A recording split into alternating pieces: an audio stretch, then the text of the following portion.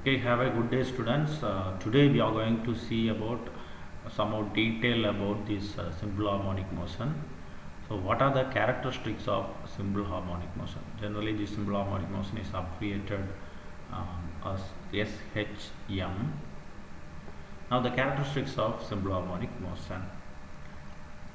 You know the examples for simple harmonic motion. It is a kind of periodic motion. So you can say that motion of oscillation of a pendulum, simple pendulum, even compound pendulum, torsion pendulum, whatever it be. So it comes under simple harmonic motion, and even the vibration of tuning fork, that also comes under this simple harmonic motion. And what are the characteristics? It must be periodic. Okay, it must be periodic. Okay, so there should be a equal interval of time for the oscillatory motion or for the vibration. So here this motion is oscillatory. It may occur in to and fro motion, and it may be linear or curved. Okay, so the path of movement, it may be linear or curved, but it should trace the same path again and again. Body which executes simple harmonic motion, so that will be acted upon by a restoring force. So that's what here you can see. So it is acted upon by a restoring force, and it is always directed towards the mean position. Directed towards the mean position. Here, which one is the mean position? This is the mean position. Okay, it will come back, and via the mean position again it will go this side. So the oscillation will goes on continuously. And the last point, if there is no air resistance or friction, exactly saying the vacuum condition, the motion will continue indefinitely. Okay, so these are the characteristics of simple harmonic motion. And the example, as I said, simple pendulum, the oscillatory motion in the simple pendulum, and the vibration of a tuning fork. So as we have discussed the difference between the oscillation and vibration, you may got some idea. Vibration of tuning fork. In the oscillatory motion, the frequency will be somewhat less. Okay, since it has to travel to a longer distance for a single oscillation, the frequency will be small here, but in the vibration of a tuning fork, the frequency will be more. Okay, so I think you have handled the tuning fork in your lower class. So that's all about these characteristics of simple harmonic motion. Now, considering the simple harmonic motion, we are going to derive an equation, differential equation for the simple harmonic motion. So mathematically we are going to derive the simple harmonic motion. So let us see how to do that. The next title is Differential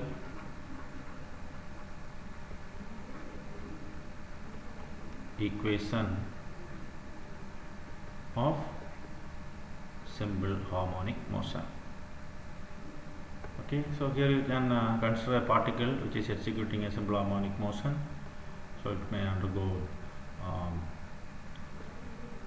some oscillation. Okay, or you can just imagine the bob of a simple pendulum. So simple pendulum means it's a oscillation. So a particle means you can consider it as vibration. Okay, so either be a simple harmonic motion. Right, now imagine a simple pendulum. That will be somewhat better for you to imagine. So as I have drawn in the previous slide, we are giving some force. Okay, and it is restored in the form of restoring force. Now this restoring force is mentioned as F. It is directly proportional to the displacement. So directly proportional to the displacement, how much it is displaced. Okay, so this is the restoring force, and the displacement is in another direction. So it is mentioned as minus y. Okay, which means the force is directly proportional to the displacement but in the opposite direction. Okay, now here this proportionality is removed by a constant which is called as K, or you can say it as the frictional force constant. K, the frictional force constant, sorry, restoring force constant.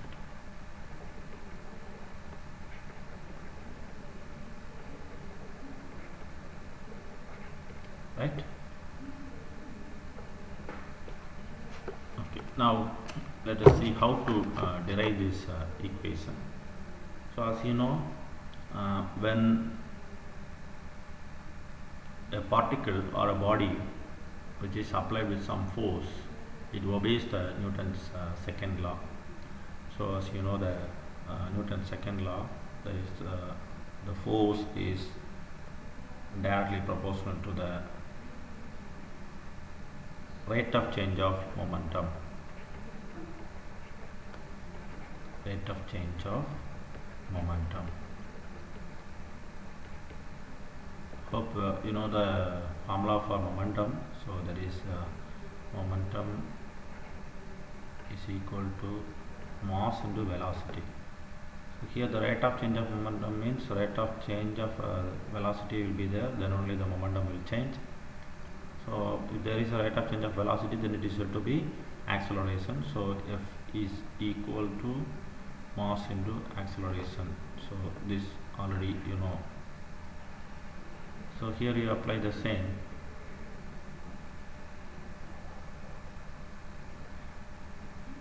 So we have to write in terms of the displacement. So that can be written in the form of mass into d square y by dt square. You know that the rate of change of displacement dy by dt is the velocity. So the rate of change of velocity is the acceleration. So you have to differentiate that once again, then you will get this value, m into d square y by dt square.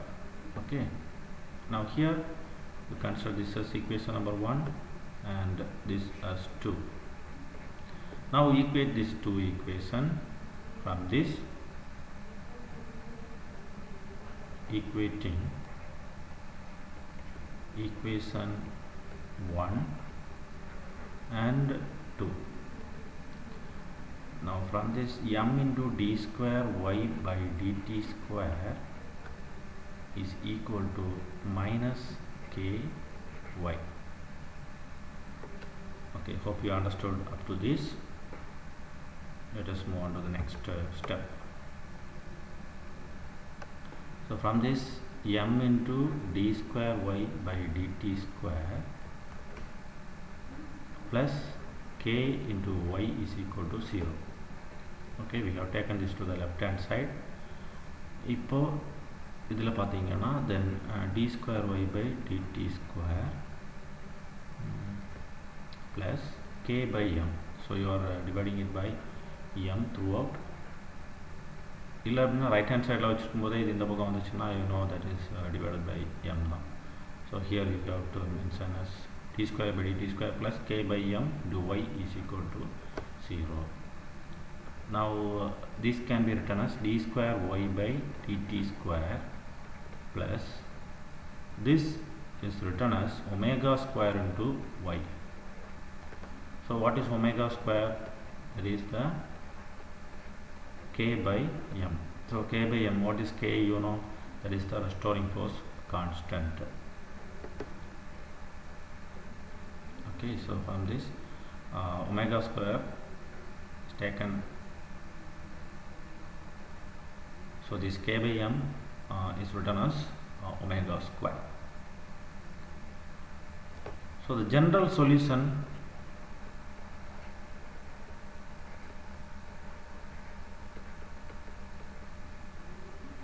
of differential equation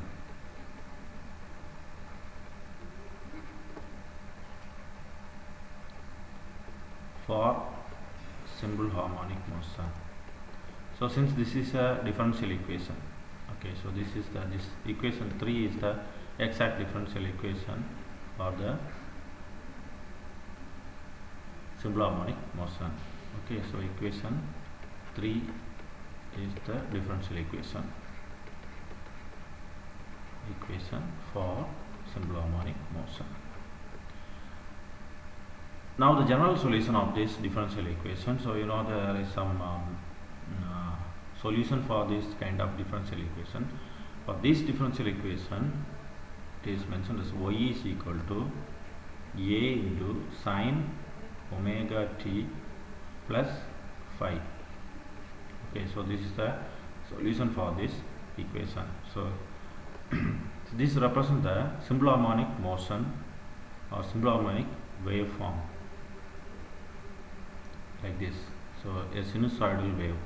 So mathematically it is represented like this. Here this A is the amplitude,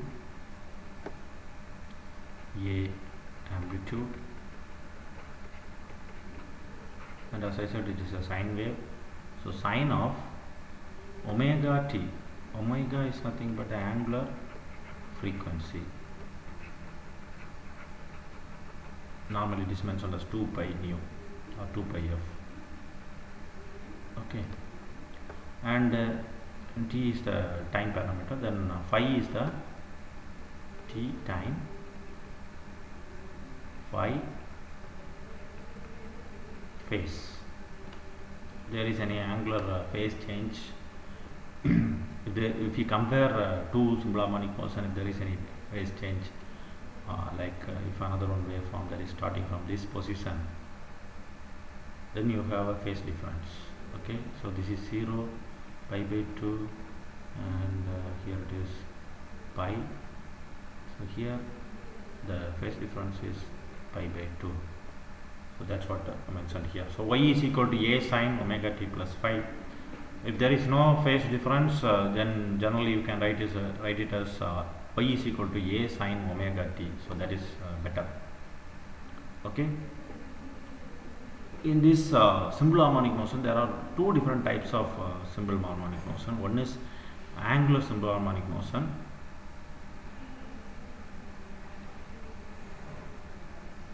Other one is linear simple harmonic motion.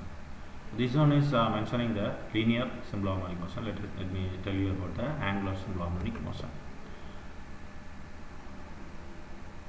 So this angular simple harmonic motion that occur normally in the pendulum, like torsion pendulum.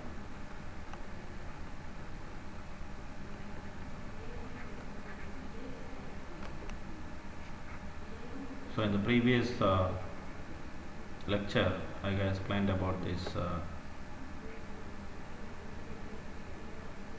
torsion pendulum. So here you have a long wire which is plugged at one end. Other end you have a metallic cylinder, circular metallic cylinder, and you have to give a twist like this, and it will move in the right and left side. Now here at first, with respect to this wire, there is a perpendicular axis. When you move this, that means you give a twist, it will undergo some angular change, theta. Okay, so this is called as angular simple harmonic motion. There is a change in angle. Okay, it won't complete this one rotation, it will come back, so there is a change in angle. For this kind of motion, the differential equation will become d square theta by dt square plus omega square theta is equal to 0. Okay, so this is the differential equation for angular simple harmonic motion, right? So first one is for the linear simple harmonic motion and next one is for the angular simple harmonic motion. Now let us see what about the period of simple harmonic motion, period of SH, or you can say the time period of simple harmonic motion. Okay, so generally omega is given by 2 pi by t. Okay, the angular frequency, so 2 pi, one complete oscillation.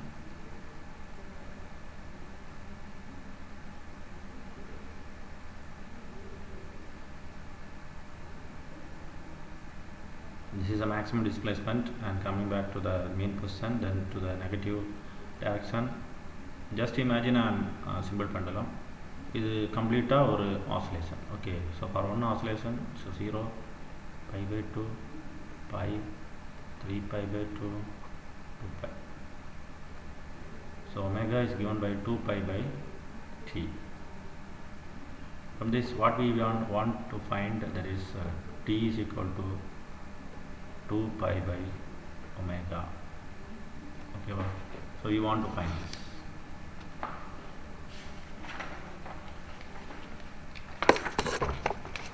Okay, so how to find that? Let us see.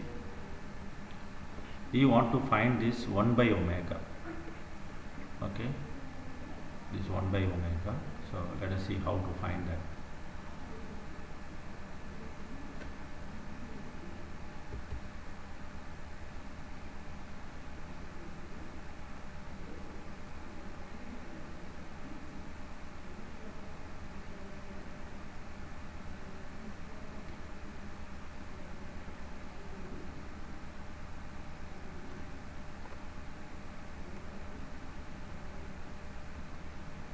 So just remember this equation, or we can, okay, so come to this equation. So mass into d square by dt square, this is nothing but the acceleration. Okay, so minus ky. We want to find that from here. We can take this as a, that is the acceleration. So omega square is equal to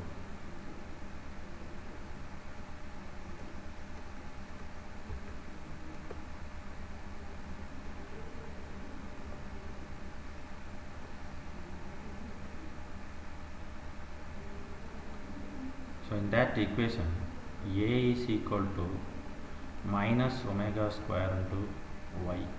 Okay, so d square by dt square, we have taken it as a is equal to minus omega square into y. We know why this negative sign is used, since it is directed in the opposite direction. That's why we have used this. Okay, so now that is the significance of this negative sign. So otherwise you can just write in the positive way. So from this, omega square is equal to a by omega. Now omega is equal to root of a by y, and 1 by omega is equal to root of y by a. So from this you can write 2 pi into square root of y by a. So what is y? It is displacement. So 2 pi into square root of displacement divided by acceleration. So this is the final step to find this period of simple harmonic motion. So in the period of simple harmonic motion, if you know the displacement and the acceleration of the body, then you can easily find the time period. Okay, right. And in this chapter we are going to study the different types of oscillations. Types of oscillations. So it will applicable to the vibration also. So first, what are the types of oscillation? First one is free oscillation.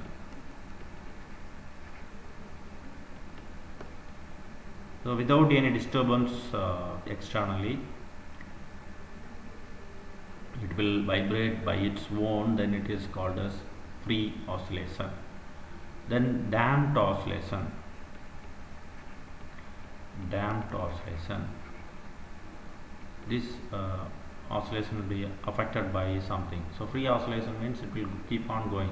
So what I have said, when some oscillation that is takes place in the vacuum without any friction or air resistance. Then the third one is forced oscillation. In these two cases, some restricting factors are there. Okay, so we are going to study in detail about this damped oscillation and forced oscillation. So that are very important. So we will come up with some mathematical solutions for the differential equation obtained from this damped oscillation and forced oscillation. Okay students, thank you.